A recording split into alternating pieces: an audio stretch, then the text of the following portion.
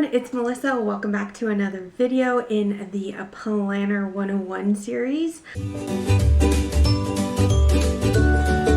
I am so excited for this one.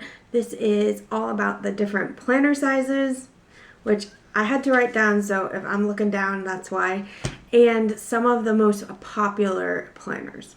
So first I'm going to go into a planner sizes because there is a lot and I'm not even covering all of them. Just know that planner sizes are based off of printing paper sizes. And so you're going to have like a letter with a number and you're going to be like, what the heck does that mean? I'm going to break it down into inches for you and just give you a little bit of idea. The ones that I have, I will show you. I do not have all of these, but I do have a lot of them because I have been a planner girl for a very long time. We're going to go biggest and then kind of work our way down to the smallest. They may not be in full order, but we'll do our best. So the first is a full size or letter, and it's just your standard letter head or size. So it's 8.5 by 11.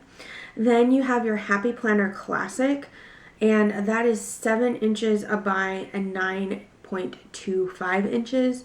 And very close to that is the Erin Condren, which is a 7 by 9. Then you have a B6, which is a 5 by 7, and a personal planner, which is 3.75 by 6.75. Both of those can be in a wide version, and so they'll be a little bit wider than they are than the standard, and it's just to give you a little more room to play with. Then you have an A6, which is a 5.8 inches by 4 inches. So a little wider than it is tall. You have a pocket size, which I love pocket sizes. I just think they're so cute, but my handwriting is way too big for them, so I can never use them. But that is a 3.5 by a 5.5. They're so cute. I love them. They're perfect for your purse, to be honest. Then you have the Happy Planner Mini, which is a 4.65 by 7 inches. And then a Hobonichi, which is a 3.75 by 7.4. And that's a Hobonichi week. So there are different Hobonichis. I'm not well versed on Hobonichis. I know that they're from Japan. People love them. They have really thin tissue paper, like paper. But I could never use them because I have a really I'm a hard writer, and so yeah, I would tear through that paper so bad. Okay, so like I said, some of the most popular planners are your Erin Condren, which she kind of was the one that invented the vertical style. She was the first one to really come out with it. Happy Planner came out second. Erin Condren is going to be a coil brown, so the coil is, it's permanently in there.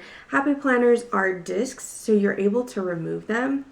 Then you have Recollections, which is the Michaels brand, and they're basically just a copy of the Erin Condren. Again, they're a coil. All of these have vertical and horizontal. If you're not sure what that means, then check out my Planner 101 planner terms video, which is up here, and the playlist is down below. You have Plum Paper, and they have daily planners, which is what I have from them, in an A5, and I loved it. They also have very customizable regular planners in the half size, which is about the 7 by 9. You have the people that make inserts, and there are so much crafting, Annie plans. There's so many people online that do that. There's places where you can print them out yourself. And then you have a lot of sticker shops that have started making their own planners too. Like I have one from Planning Roses, and then one from Sweet Quiet Design that she did also with Cricut Paper Co. So you've kind of got like so many choices now.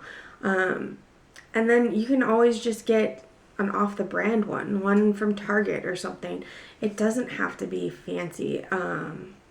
It's just whatever works for you, So I hope that explains it a little bit for you and helps you understand the different planner sizes and some of the more popular planners. If you have any questions, let me know down below. So I hope you enjoyed this video. If you did, please give it a thumbs up, and I will see you guys next time. Bye!